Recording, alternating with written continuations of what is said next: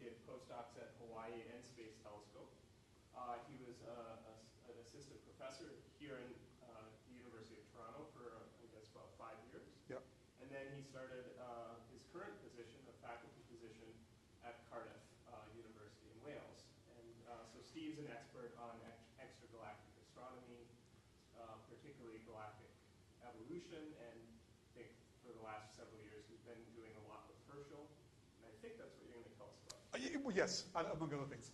Okay, well, thanks very much. Okay, so the first thing I have to do is, as usual, make it clear that the work I'm going to describe is the work of a very large number of people.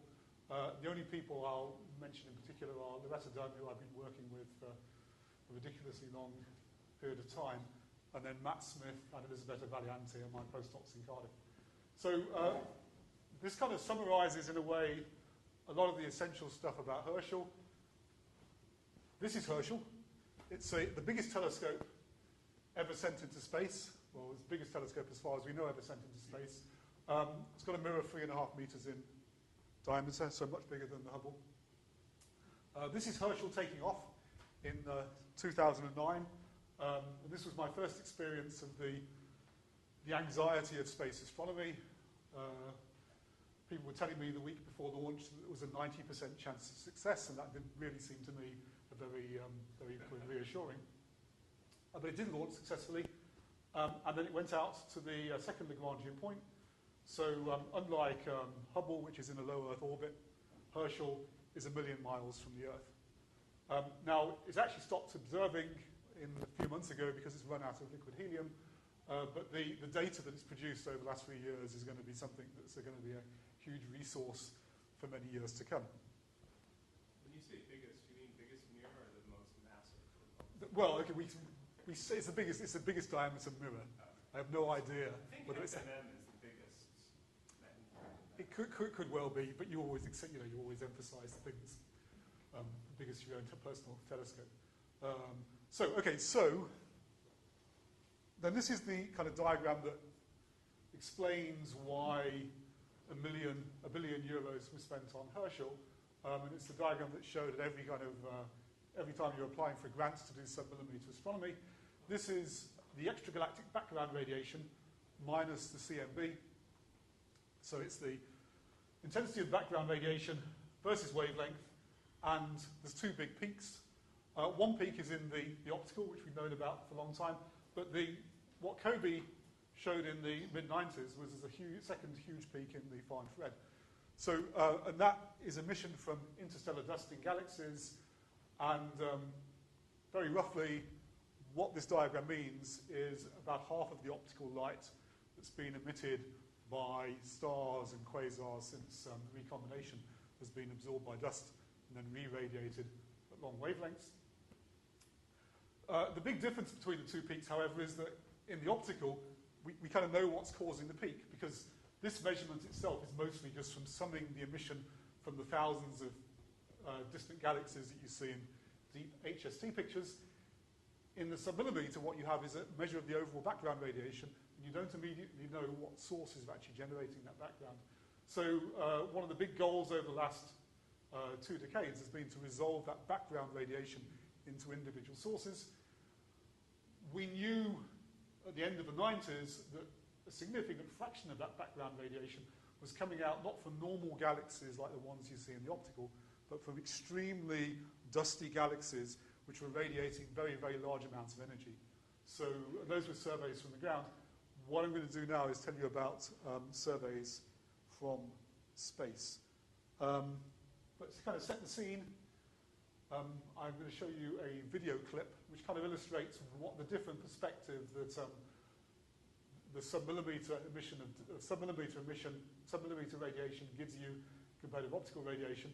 So what I'm going to do is show you how the Andromeda galaxy looks at 4 different wavelengths.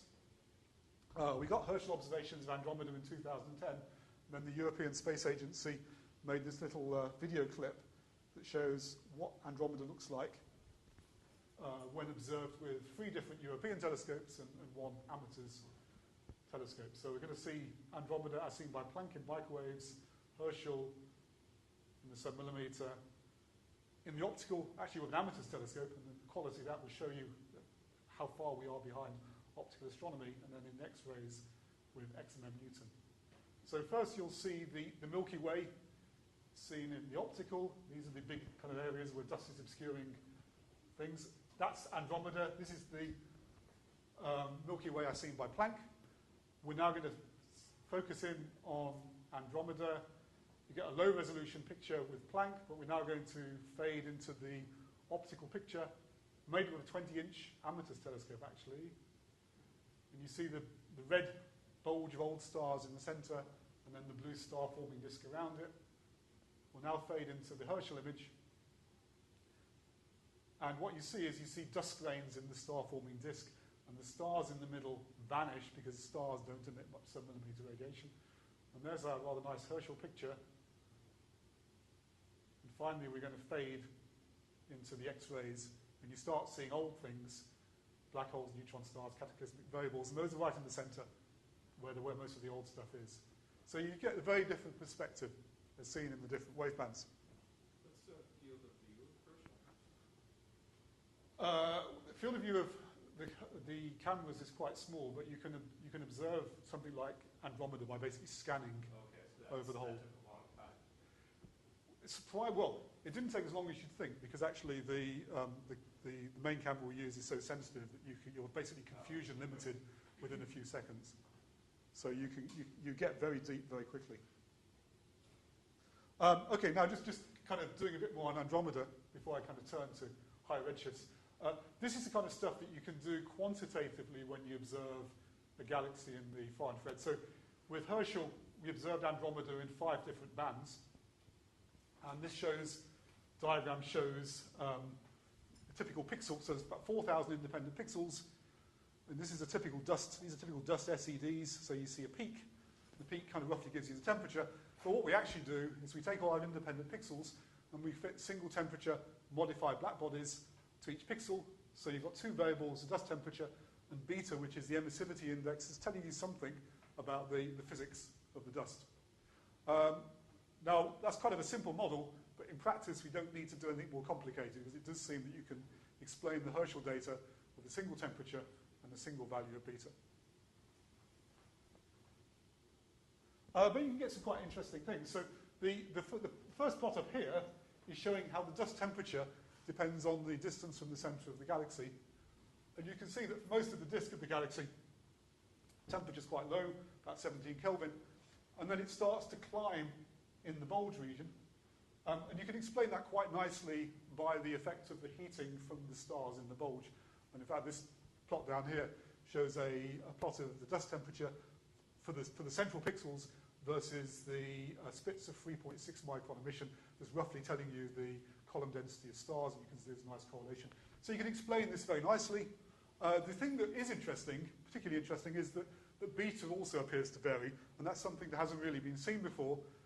So what we find beta increasing towards the center, roughly where the bulge starts, it reaches a peak, and then it starts to decline towards the center. And this tells, because beta must be telling you something about the physical properties of the dust. We can't explain this very easily. It appears to be a genuine result because it's a genuine effect. It's been replicated by another team that's looked at Andromeda with Herschel. Bruce Drain is a member. They didn't see the fall off here, but from about here inwards, they get the same result as us, a kind of increase towards the center and then a fall off. There's no obvious experimental effects we can think that can cause this. It's difficult to actually think of physical effects that can cause it. So there is something interesting about dust. Now, the Planck team, looking at the Milky Way, initially didn't see this, and they actually found no evidence of radial variation in beta. But at the Planck meeting in April, there was a talk in which they argued, someone claimed that in fact they do see beta increasing towards the center now. So initially they got kind of rather different results than us, but actually now it seems there is evidence that the dust emissivity index is changing. What that means, we don't know. Now, there's another Planck result that I just want to mention because I'm going to use it a bit later on. There was a very interesting early result in which the Planck team looked at the gas in the Milky Way, and the standard way of mapping the gas in a galaxy is to use the 21 centimeter line to map the atomic hydrogen and the CO1 to 0 line to map the molecular gas.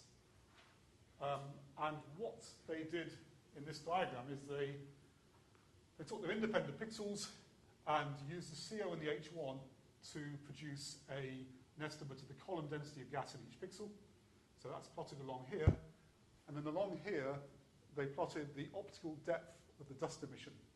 So in this, they were trying to use the dust emission as an alternative way of tracing the gas.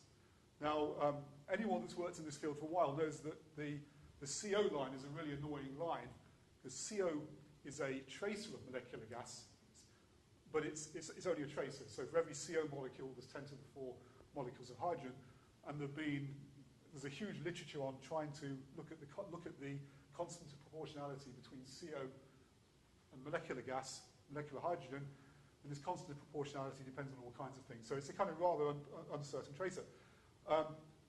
Dust grains, of course, are another tracer and have other problems, but they have a different set of problems than the CO. Anyway, so what the Planck people found is they found that at low column densities there was a very nice relationship, one-to-one relationship between the COH2 and the dust. And at the low column densities you're mostly seeing atomic hydrogen. Then in the very dense places, again there's a nice one-to-one correlation or relationship with the slope of 1. And this is where the dense molecular gas is. But in the intervening range, the dust emission implies there's more gas there than is traced by the CO and H1. And what they argued, which I think is almost certainly correct, is that in this region, you're seeing molecular gas present, but the molecular gas is there, the H2 is there, but the CO is being photodisintegrated. Because this is the region around molecular clouds. So the idea is in the center of a molecular cloud, you've got dense molecular gas that's emitting CO. Round it, you've still got molecular gas, but it's no longer, the CO is being photodisintegrated by the UV photons from outside. So what this implies is that CO is a very fallible way of tracing molecular gas, and dust grains are potentially a better way of tracing all phases of the interstellar medium. Or at least I'm going to argue that for this talk and show you some results at the end. So now turning to the Herschel ATLAS, which is the survey that I've principally been working on for several years now, which I'm co-leading with Loretta Dunn from New Zealand. This is, unlike most of the Herschel extragalactic surveys, because its primary aim is to look at the nearby universe. So most Herschel surveys are deep and narrow, aiming at understanding galaxy evolution at high redshifts. What we were primarily interested in is producing an inventory, a census of the nearby universe. Now that had been done in the 80s with IRAS in the far infrared, but IRAS is only sensitive to the 10% of dust warm enough to radiate in the far infrared.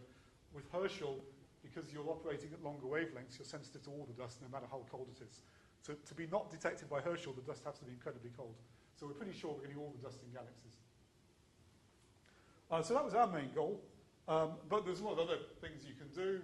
I'm going to show you a few results from our lens survey, but you can even try and look for sort of protostars and pre-stellar cores in our own galaxy. So I'm just going to tell you briefly about the lens results, which I talked about last year, but spend most of the time talking about galaxy evolution, which is basically new. Okay, this just shows you our fields. We observed bits of the sky where we knew there wasn't much dust emission in our own galaxy. So the background images are IRAS maps that roughly show you where the dust in the Milky Way is. And we picked fields that were away from this. We also picked fields where there's lots of complementary data at other wavelengths.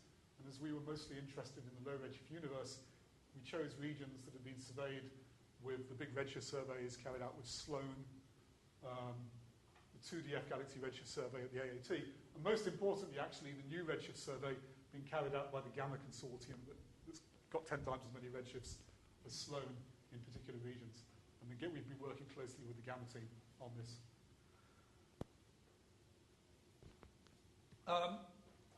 This shows the survey's basically finished, and we're analysing the data in preparation for the big data release, but that's taking a long time. This shows this image, it's not a very exciting image, it's 1/16 of one of our images. So we have a big image at the North Galactic Pole, which is 150 square degrees, and this is 1/16 of the image. And even only showing a small part of the total image, it's still hard to see the individual sources. So if you focus in on this little square here, you start to see individual objects. Now this is actually a pseudo-color image made by combining 3 Herschel images at 250, 350, and 500 microns. So a red source is one that's brighter at the long wavelengths, blue source at the shorter wavelengths. And the effect here is it's mostly not the effect of the dust temperature, it's the effect of redshift. So if you remember, I showed a little typical dust SED. So you see something like that peaking at about 150 microns. As the object moves to higher redshift, although then these are the Herschel bands, as this object moves to higher redshift, the object proportionately gets brighter at 500 microns than 250 microns. So the colour, the Herschel colour, is a good estimate of the redshift, and I'll kind of justify that a bit later. So this is the North Galactic Pole, and then here's our one interesting picture, which is a big nearby galaxy. So one of the very early results we got, which I'm pretty sure I showed last year, but it's sufficiently cool that I'm going to show it again, is we have a method for finding very large number of gravitational lenses. A number of people over the years had predicted, well, big samples of lenses would be great for all kinds of different reasons. Doing cosmography, trying to measure cosmological parameters, looking at the number density of dark matter halos as a function of redshift. But it's been very difficult to produce very large samples. I mean, the biggest samples of lenses probably there's a slow method of doing it. I think it's about 60 lenses now. But ideally, you'd like to find a method that can find you 100 lenses, 1,000 lenses. And for a long time, people had suggested that the golden spot for finding lenses was at 500 microns. Because the argument goes that if you find sources that are brighter than 100 millijanskis at 500 microns, those are either very nearby galaxies, which I'll show you are very easy to spot, or they're blazars, which are kind of active galaxy, which again are easy to spot, or they're lensed high redshift sources. And they can't be unlensed sources because they can't, if it's at a high redshift, it can't be brighter than 100 millijanskis without being lensed. So that was the kind of idea. And it works spectacularly well. This is the first field we took, which is 3% of the final survey area. There's 11 sources that are brighter than 100 millijanskis at 500 microns in this field. One of them is this little object here, which is a galactic object. It's either a prestellar core or protostar, we're still not sure which. There's one blazar, which you find very easily because it's a bright continuum radio source. And then there's these four objects here, showing them close-ups. And then on the Sloan images, you see that these things are big nearby galaxies. So you get rid of the boring stuff, the blazars, the big nearby galaxies really easily just by cross-correlating with existing surveys. So we start out with 11. I've eliminated 6 objects, which leaves 5. These guys here.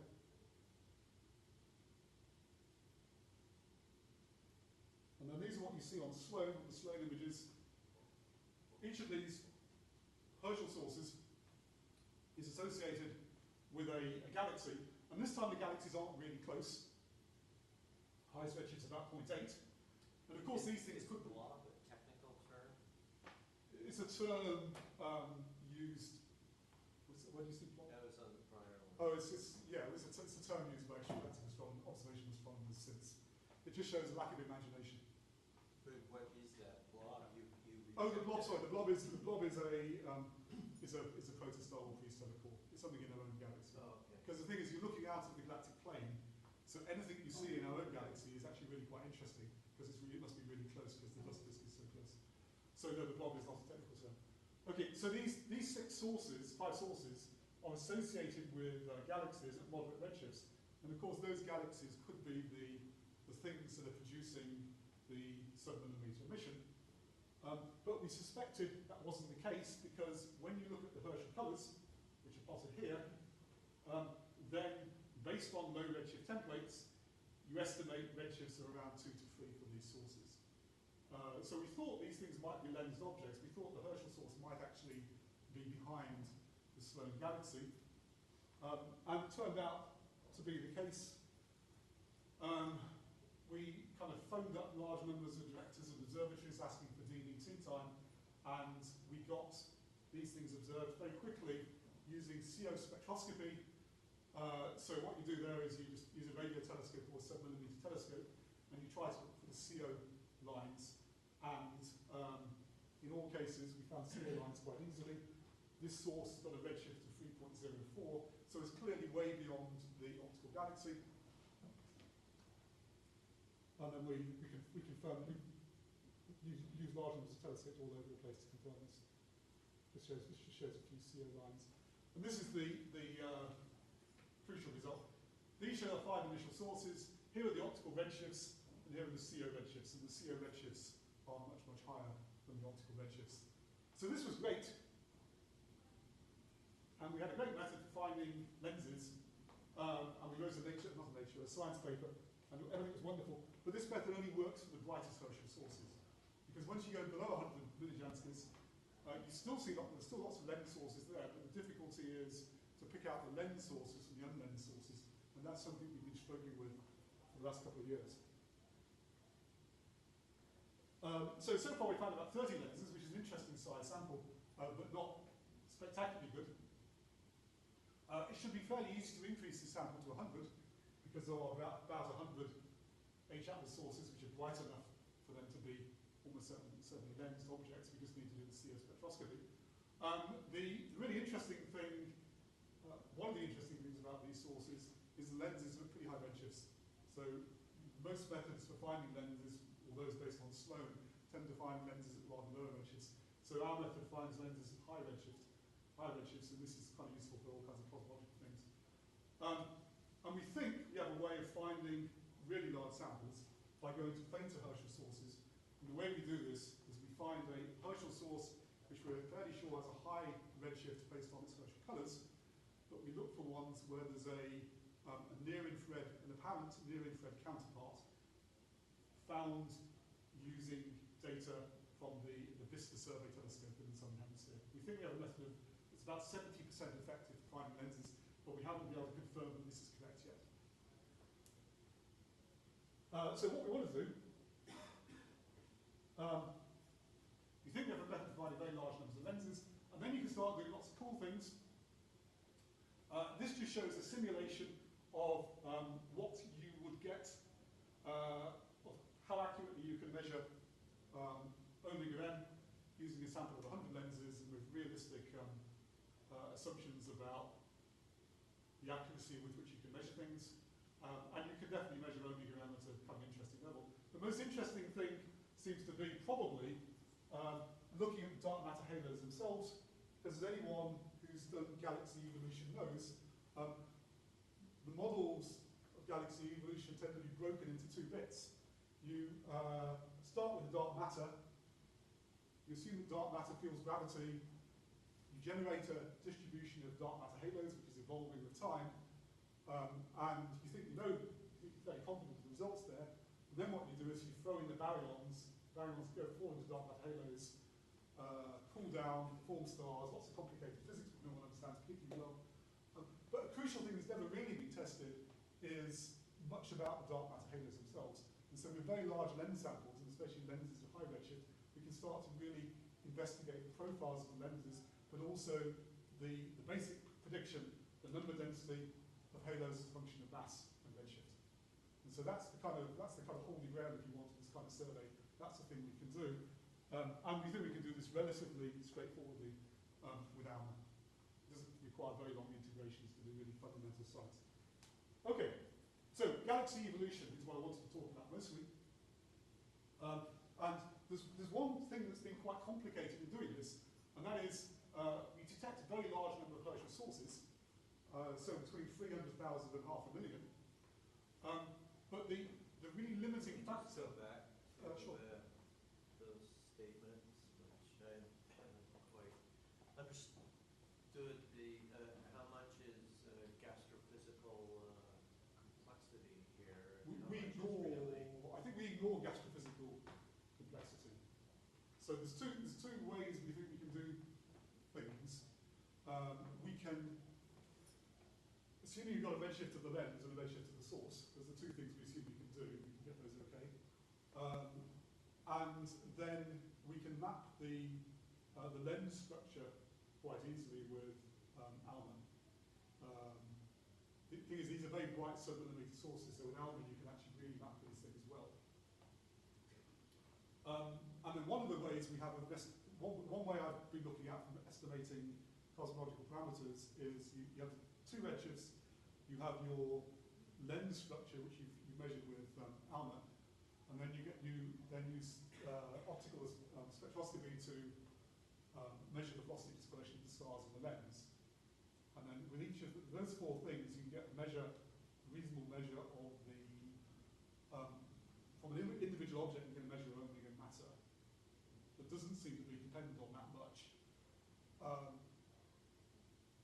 And that's the basis of this simulation. I thought this was quite exciting, but people keep on saying, well, who cares? Because actually Planck has measured these things really well, so why do you want to use the sample lenses to do it? And I think that's probably true. So I think what is interesting then is to actually kind of, in a way, ignore that. Assume you've got only the matter, assume you've got the cosmological parameters precisely, and then say, okay, what we're going to do is a very large sample of lens sources. In each case, we get the density profile. We model the density profile using our ALMA source structure, and source redshift and source redshift of lens.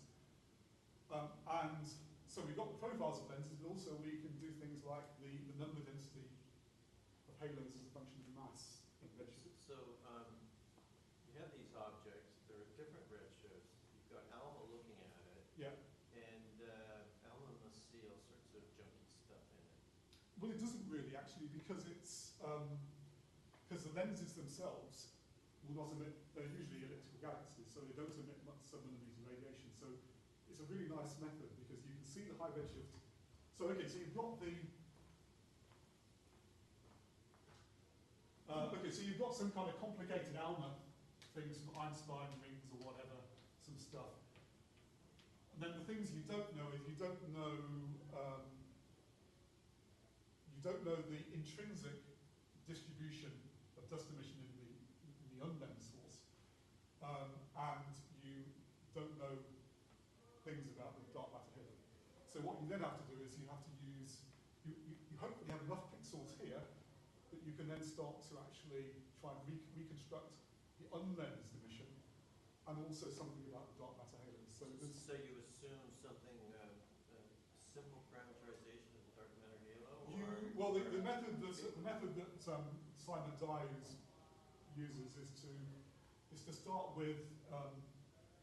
It's not an analytic parameterization of the unlensed source; it's a pixel thing. So you basically start with a pixel distribution, which is smooth. You divide your high redshift source into pixels, and you allow the emission in each pixel to vary until you get a good fit. Now, of course, you can only use to constrain the thing. You have to have the pixels big enough that you still got. And if you've got 16 useful measurements from ALMA, then you have a limited number of pixels for your high redshift object.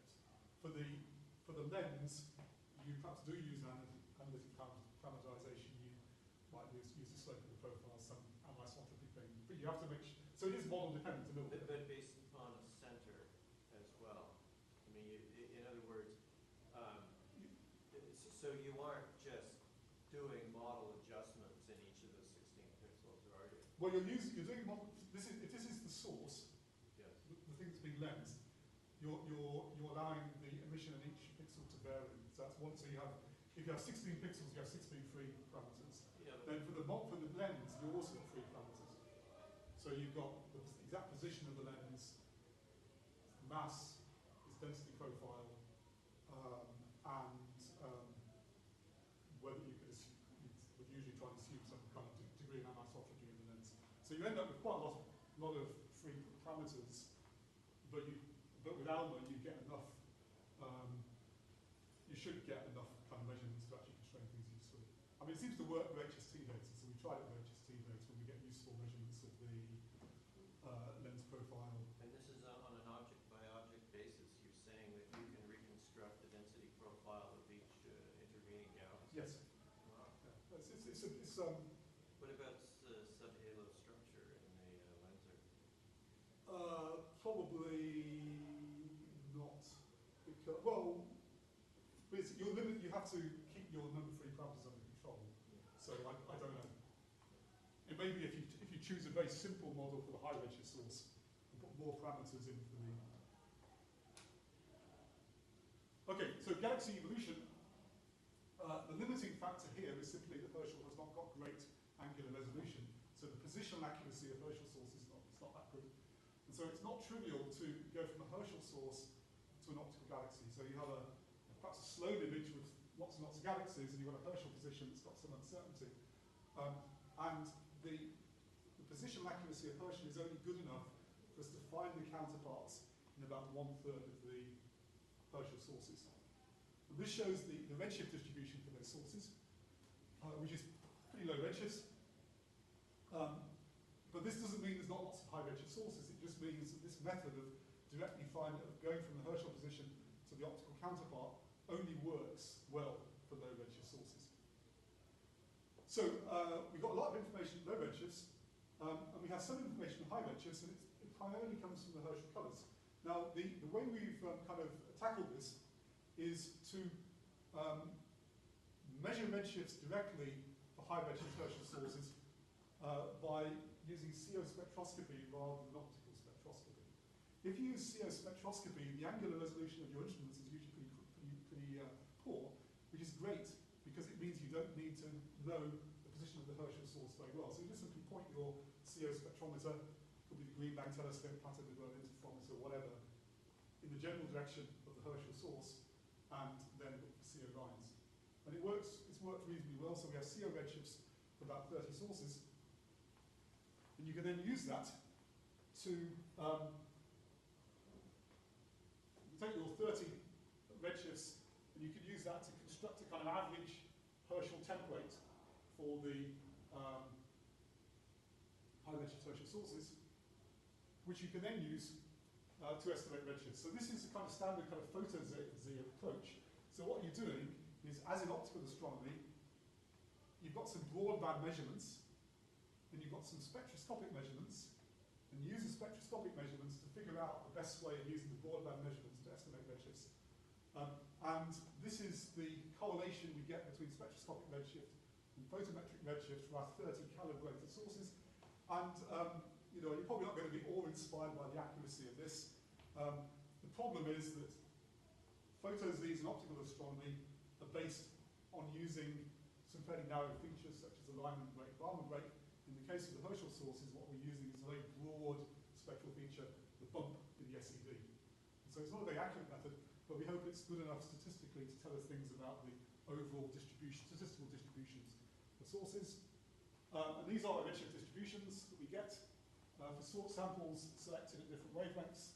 So this is selected at 250 microns, and you can see there's a big bump at low redshifts, which we saw before, but then there's also a second big bump at high redshifts. So we are detecting high redshift sources, and as you go to longer wavelengths, the second high redshift bump gets bigger and bigger because you're more sensitive to the redder sources.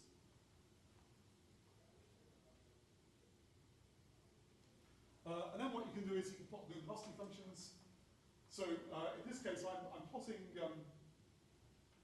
bolometric luminosity functions. So space density of galaxies, and this is as a function of bolometric luminosity. Now this is not strictly bolometric luminosity, it's the total emission from the dust, which is probably fairly closely proportional to the star formation rate. So the way you can think of this is star formation rate. And each of these colours is a different redshift slice. So the first 6 lines are largely based on our optical data, and the redshift bins are very narrow. So the red line is redshift 0 to 0.1, second line is 0.1 to 0.2, and 0.3 to 0.4, etc. And you can see that even at low redshift, even by redshift of 0.1, we're getting evolution. The luminosity function is shifting this way. And then these luminosity functions with big, broad redshift bins out of redshift of 4.5. And so what actually happens is you can see the luminosity function is kind of marching sideways.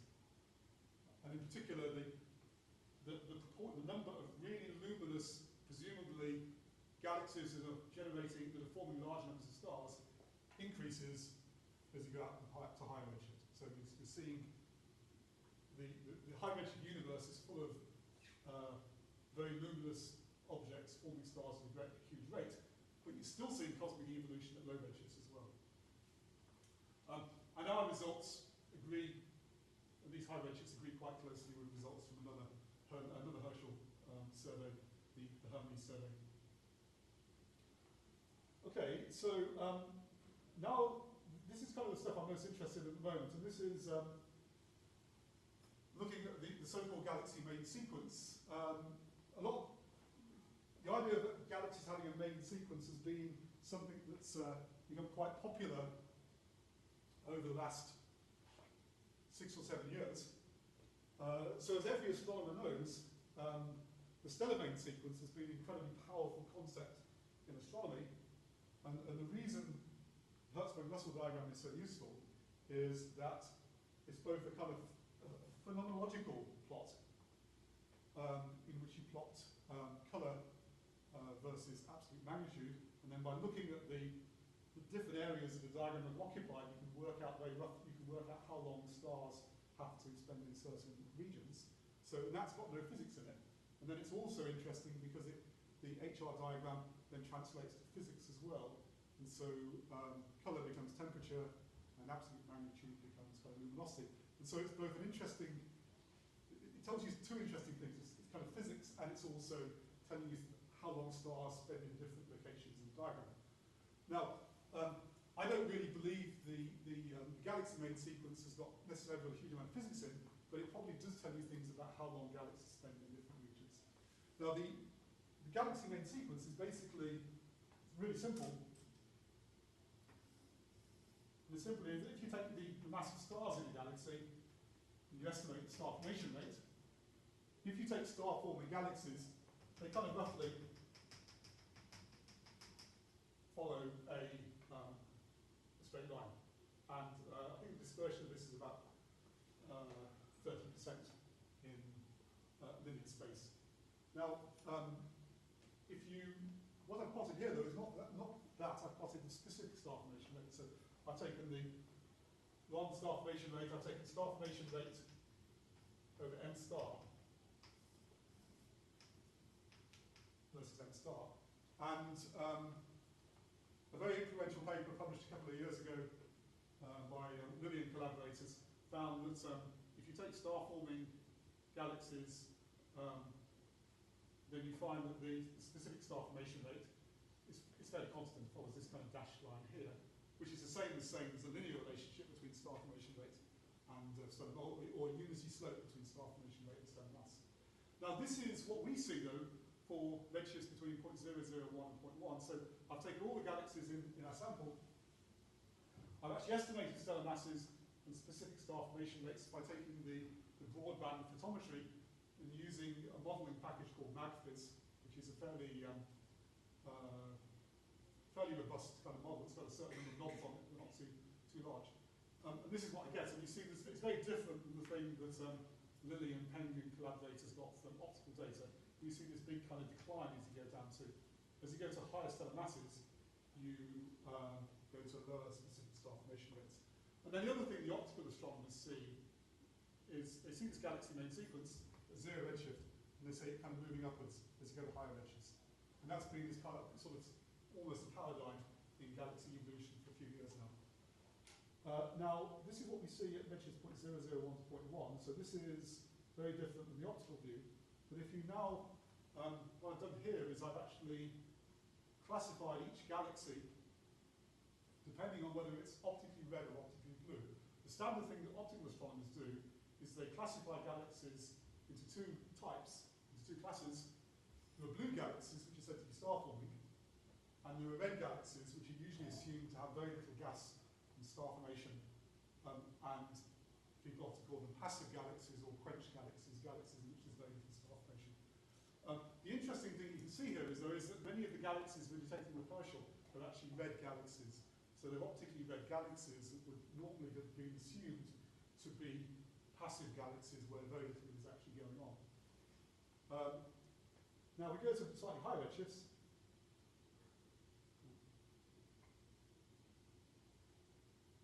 just go back again. So that's redshifts. That's the low redshift, and this is going to redshift 0.3. And it gets even more extreme as you go to higher redshifts. We find that our galaxy main sequence is moving up as the optical astronomers see, but actually there's a very, very large number of optically red galaxies, and our galaxy main sequence is highly inverted compared with the one that Penn Lilly and Company found. Recently, other people have found similar behaviour to ours. The Gamma team have got a paper out using a different technique for estimating stellar masses and star formation rates, and they get galaxy main sequences very, very similar to ours. They use H alpha to measure star formation and optical colours to get the star formation, get the stellar masses. And then there's higher redshifts, paper by Whittaker that again sees something that's highly inverted. So things are kind of now beginning to change quite a lot. Now the one thing you can then do is, assuming this galaxy main sequence has some significance, either phenomenological significance or physical significance, what parameters vary as you go along it? And because we're operating at low redshifts, we can measure things, all kinds of interesting things, such as the optical morphologies, the density of the environment of the galaxies, the stellar ages. And it turns out the two things that seem to change most as you go along the main sequence are the stellar ages. As you go from one end of the main sequence to the other, you find much, much older stars based on the broadband colours. And another interesting thing is that comes from our modelling is that as you go to as you move along the main sequence, the fraction of the dust emission coming from the diffuse interstellar medium rather than dense molecular clouds seems to increase. Surprisingly, the density of the environmental density of the galaxies and the optical morphology, although they do change as you move along the main sequence, they're not very strong effects. So as you go along the main sequence, you tend to see galaxies. You still see disk galaxies, but they have a larger bulge to disk ratio as you go along. But it's not a huge effect, and they also tend to be in slightly denser environments, but again, it's not a huge effect.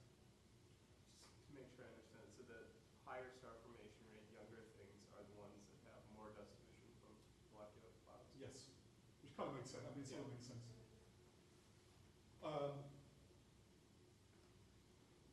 Okay, so what I've then done is I've got a phenomenological modelling which I try to compare or relate galaxy evolution seen in the optical to the galaxy evolution you see in the subbolometer. It took a long time to actually get this to work, even though the model is quite simple. So what you do is you start off with a result from the Cosmos survey, I think, in which again they break down galaxies into star-forming, blue star-forming galaxies and passive galaxies based on the colours, and then they work out the space density as a function of stellar mass in different redshift slices for the two populations. So this is the star-forming population. As you go to higher redshifts, the stellar mass function kind of goes up like this. So that's what I start with.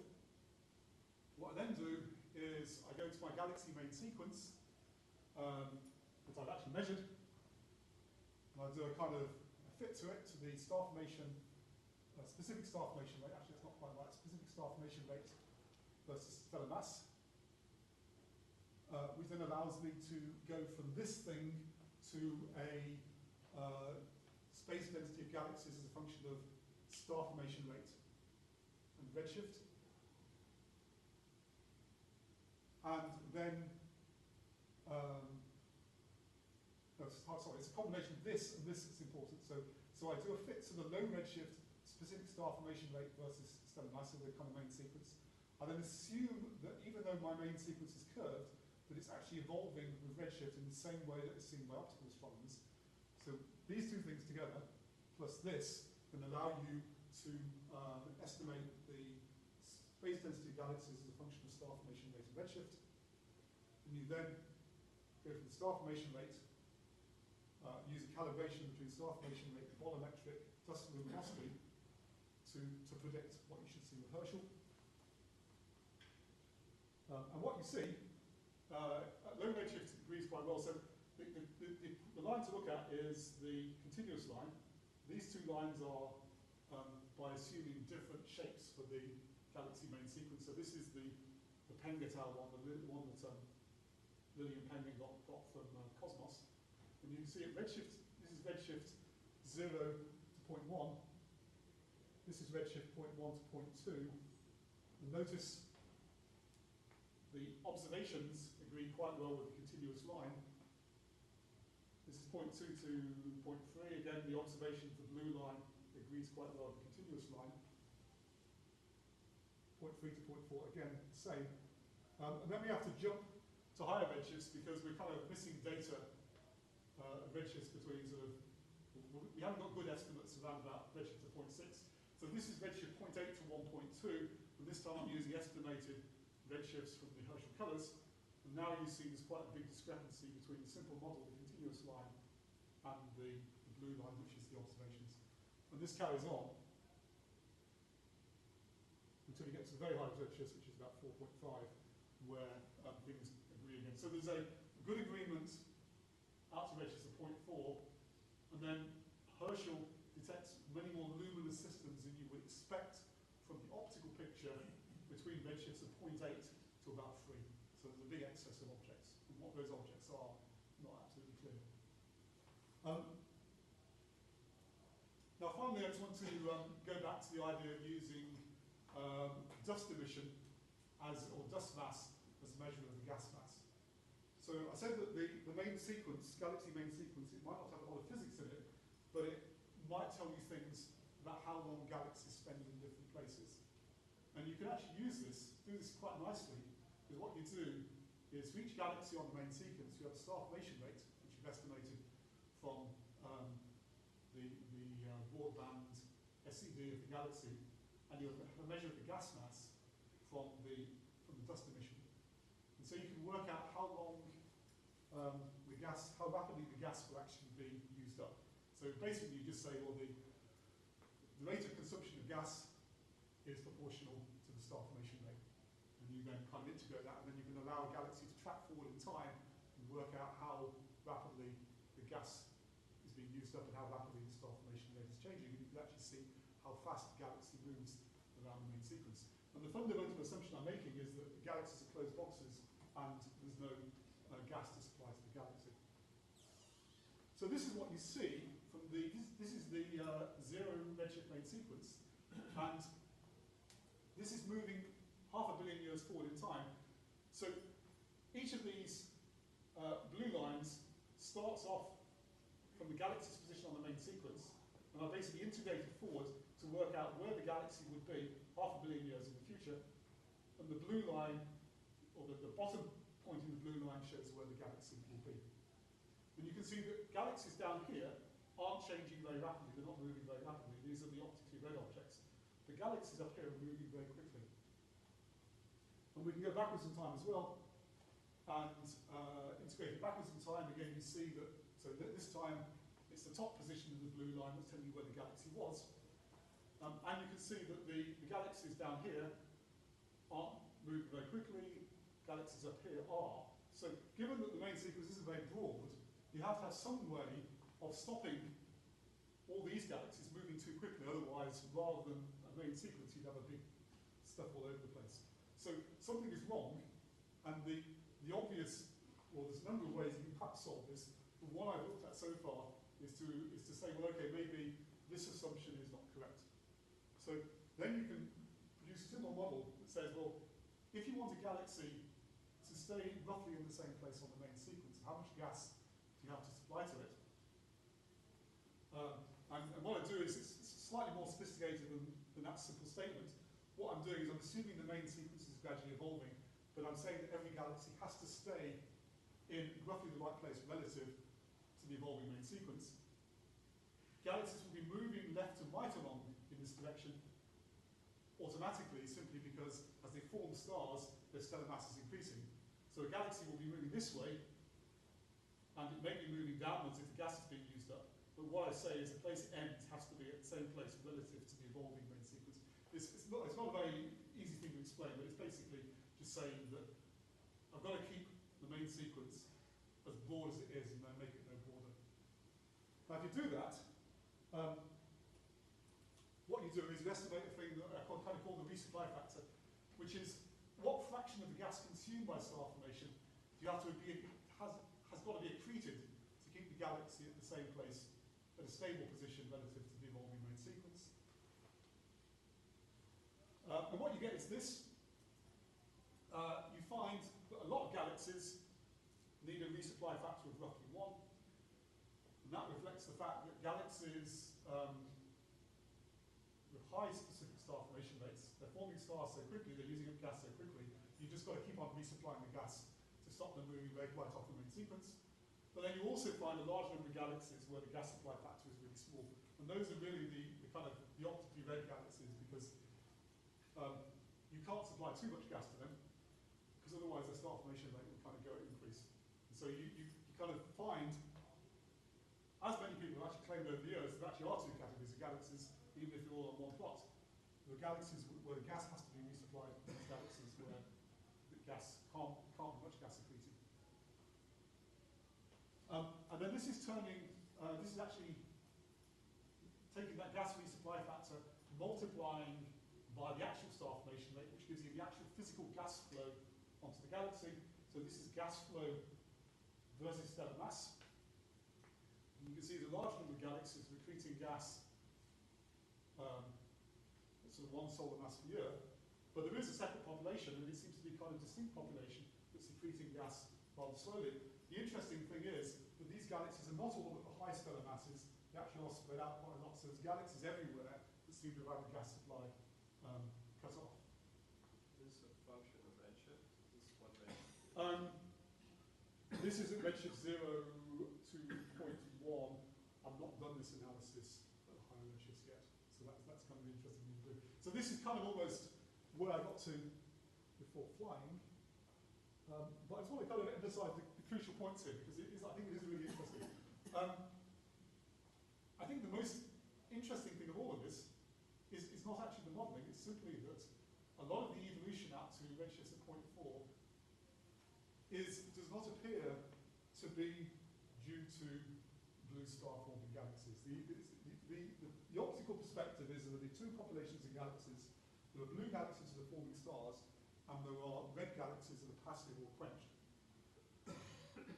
The interesting thing we see is we detect lots of these optically red galaxies, but also, I forgot to show it, if you plot the luminosity function separately for the blue galaxies and the red galaxy luminosity function is as evolving as fast as the blue galaxy luminosity function.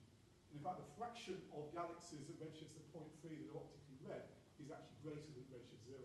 So much of the evolution that we're seeing in the last 4 to 5 billion years is not due to blue star-forming galaxies, it's due to red galaxies that have traditionally been thought of as things that are kind of red and dead, no gas in them, and no stars forming.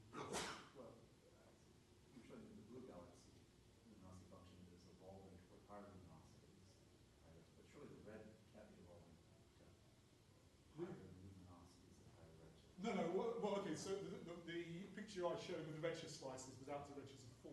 Yeah. So if you look at the 4 low redshift slices, redshift 0 to 0.4, then you see the blue galaxy luminosity function you see moving to higher luminosities. Red galaxy luminosity function is kind of quite similar, but it's actually, the evolution is even a bit stronger than you see in the blue galaxy luminosity function, which is completely cool. It's really cool. Actually, yeah, it's really interesting. I should have showed it. It's not. It's stronger. It's clearly slightly stronger evolution. It's just you don't expect to see it at all. We also see it in when we do stacking analyses based on red galaxies and blue galaxies. We actually find that you see stronger evolution in slightly stronger evolution in the red population than the blue population. So this is low redshift. This is redshift out to 0.4. Now, I don't know what's happening at the higher redshifts, but we haven't got the colours for those galaxies, so we can only find the counterparts out to moderate redshifts. Anyway, so that's I think possibly the most interesting result, because it wasn't something we expected at all. The second thing is that we can represent the evolution out to redshifts of 0.4 as a kind of evolving galaxy main sequence, but one which is highly curved. rather than one that is kind of flat. Then, at higher redshifts, something strange seems to happen because a simple kind of phenomenological model based on the optical measurements of the evolving stellar mass function for blue star forming galaxies, whereas we can kind of reproduce things reasonably well out to redshifts of 0.4. By redshifts of 0.8, we're seriously underestimating the objects, the space density objects that we see. And we don't know what those are because we can't find counterparts to those because the Herschel positions aren't good enough. And then finally, the kind of the model thing is that to keep a galaxy main sequence that's reasonably tight, then you need to have some way of stopping galaxies whizzing off the main sequence. And one way of doing this is to keep on resupplying them with gas. But some of the galaxies have to be resupplied by gas, but some don't. Okay, so it kind of finishes on a kind of rather confused note, because that's where I got to before going on holiday. But it's, I think there's some quite interesting things to do in the future. Okay, well, thanks very much for your attention.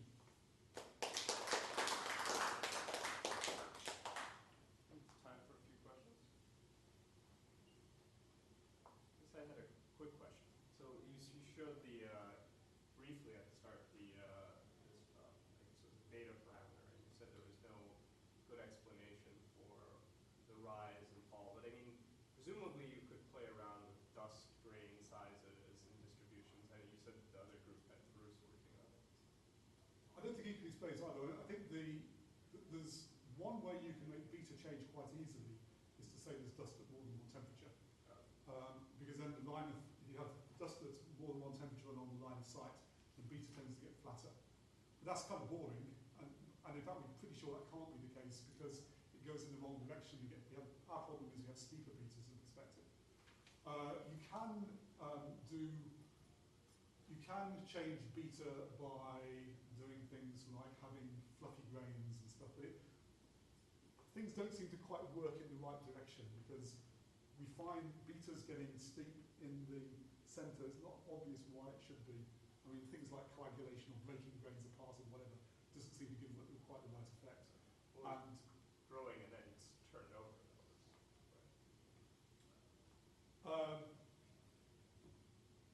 I can't remember which way around it goes. It's growing, make beta flatter or steep. I can't remember which way around it goes. But it doesn't. Growing makes beta smaller. Growing makes beta. Yeah, okay. So that's right. Growing makes beta smaller. Now the problem is that. Let me just very quickly.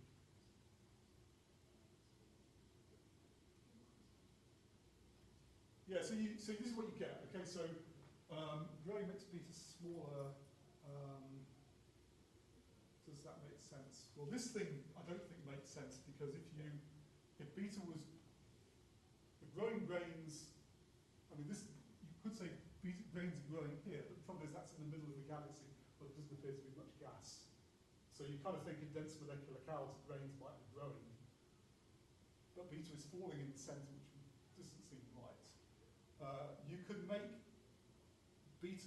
I mean this is a region where there's lots of molecular gas, and so you could explain going down like this because there's lots of molecular clouds there, but then you have to sort of explain why beta is going so high here, because most models have beta at 2, and we're actually finding much higher values of beta. So nothing quite fits. I mean, my personal, totally hand-waving thing is that what we're seeing is some kind of radial variation caused by star-forming ring move out from the center of M31. M31, for those that don't know this, has got this huge 10 kiloparsec ring. People have suggested that a galaxy, I think like the M32, has fallen through the center of M31 at some point, and that could have triggered a kind of ring moving outwards. And so you might be seeing some kind of fossil of processing on dust as you move outwards, but that's an incredibly hand-waving thing that's got no physics in it all. How about optical depth? No, because the submillimeter is really very, very optically thin. So the there's a number of, there's physics and chemistry of dust, which is hopefully the explanation of this, because that's interesting. The two things that we try to eliminate, and we think we have done, are whether there's dust at more than one temperature. Can't be optical depth, because the optical depth is so small. The other thing you have to be very careful about in this kind of analysis is when you do the fitting, you can introduce a spurious correlation between beta and temperature, so you have to be very careful of that. But that's almost certainly not the case, because we looked at it very carefully. So it does seem to be something fundamental. Now, the interesting thing, another interesting thing is that now Planck are saying that they see something similar in M30 in the Milky Way. I've done a similar analysis in 10 galaxies in Virgo, which have much worse data, much lower resolution data, but I don't see any effect in those galaxies. So I see beta pretty flat, and the temperature increasing towards the centre. So we are starting to see quite a variation between different galaxies when we look at temperatures and the betas, which I think is quite interesting. I have no idea what's causing it. One thing about M31 is it's very rich in atomic gas rather than molecular gas, and that might have makes it an interesting anomalous galaxy. So what happens when you do a fixed beta, for example, and do a multiple temperature fit? You're saying that that doesn't work? It doesn't work because because what happens when you have multiple temperatures is what you actually get.